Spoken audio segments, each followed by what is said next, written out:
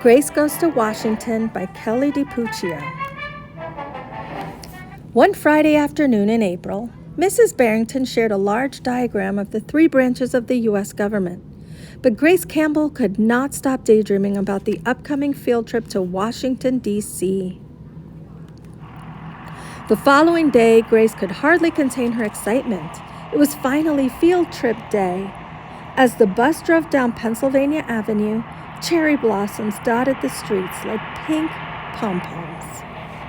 Grace and her classmates visited the Lincoln Memorial.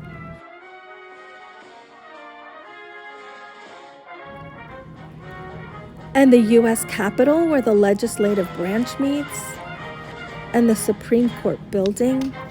That's where you'll find the judicial branch and the Supreme Court judges, Sam pointed out. They decide if our rules and laws are fair. During a tour of the White House, home of the executive branch, Grace's dream of becoming president felt more real. Their final stop of the day was the Martin Luther King Jr. Memorial. Grace studied the words engraved on the monument and thought about their meaning. Make a career of humanity. Commit yourself to the noble struggle for equal rights. You will make a greater person of yourself, a greater nation of your country, and a finer world to live in. At recess the next day, arguments about what to purchase for the school grew more heated. "Look at this crummy basketball," Clara complained. "It's practically worthless." "At least you have a ball," Fletcher groaned. "There are 2 new books in the Ninja Wizard series, but our library doesn't have either one."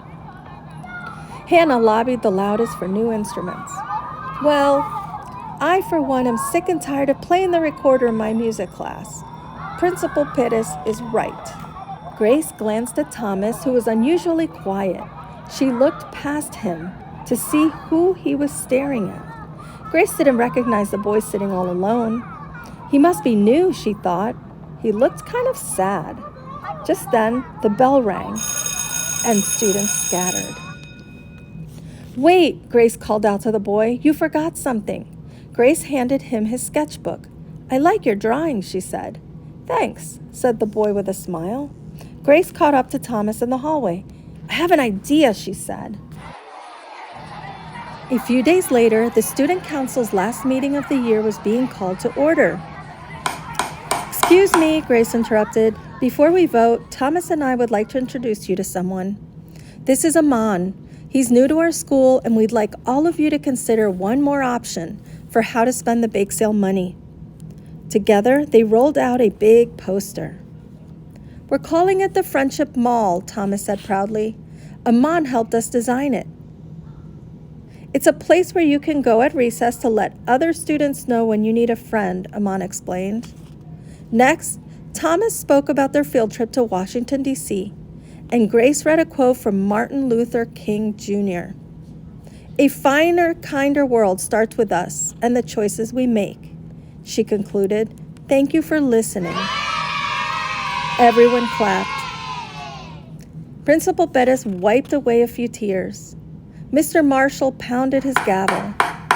"It's time to vote." After the ballots were collected from each classroom representative and the votes were tallied, Student Council President Grace Campbell peeked at the results and grinned. "It's a unanimous decision," she announced excitedly. "All members are in favor of the Friendship Mall." The room filled with happy cheers.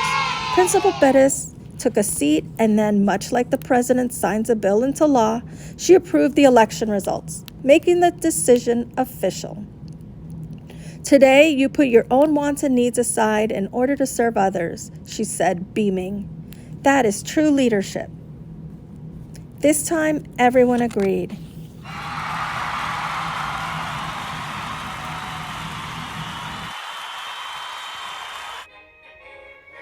See activities such as historical figures and events at Teachers Pay Teachers.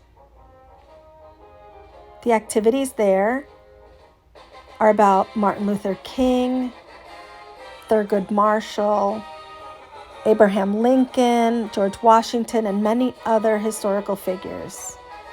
Go to Bilingual Resources for Therapists and Teachers to find it in English and in Spanish. You can follow on Facebook and on Instagram. Thank you for following.